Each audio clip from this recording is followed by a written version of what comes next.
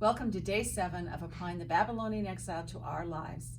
Today's assignment was to read Jeremiah chapter 31, verses 33 and 34. And my translation says, "But this is the covenant I will make with the house of Israel after those days, oracle of the Lord. I will place my law within them and write it upon their hearts.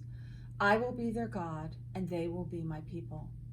They will no longer teach their family and friends, 'Know the Lord,' for I will forgive their iniquity and no longer remember their sin." So there's 2 points I want to make here. The first is, you probably contrasted this to Ezekiel. That passage was about personal faith, the one from Ezekiel. This is a return back to the community of faith, to the group faith. And so he says things like, the covenant is going to be made with the house of Israel, with the whole people. And it says, they will be my people, which is not the same as Ezekiel, which is about the personal responsibility and the personal faith. Now, we'd say for mature faith, you need both.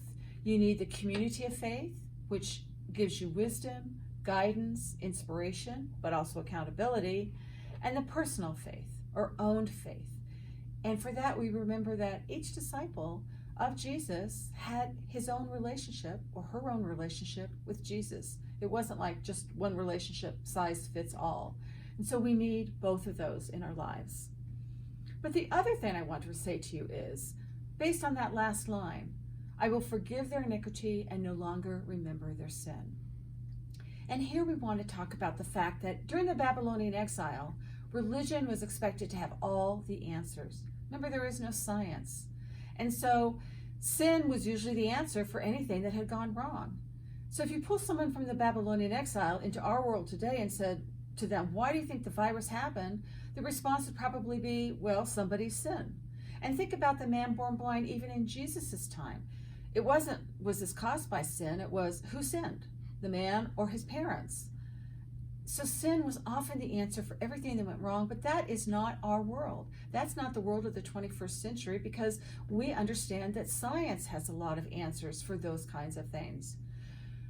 So we can get distracted if you're reading like a long passage from Scripture when it keeps coming up with sin as the answer to everything that's bad or terrible or whatever. And that gets distracting and takes us away from all that's good, I think, in Scripture.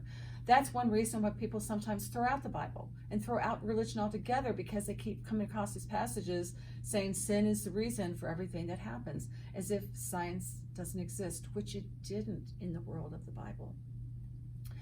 When we say, take out your science book at Minogue High School, they don't pull out their Bibles. We understand that there's 2 different kinds of knowledge, 2 different sets of questions. And so we need to be aware of that. We need to be smart about that. We need to be able to make sense of that for ourselves and give that explanation to others. The Bible is holy, it's inspired, but it is not our science book. I hope that makes sense to you. For tomorrow, we're going to move to a new prophet. Please read Isaiah chapter 40, verse 1. See you tomorrow. Don't hang up your heart.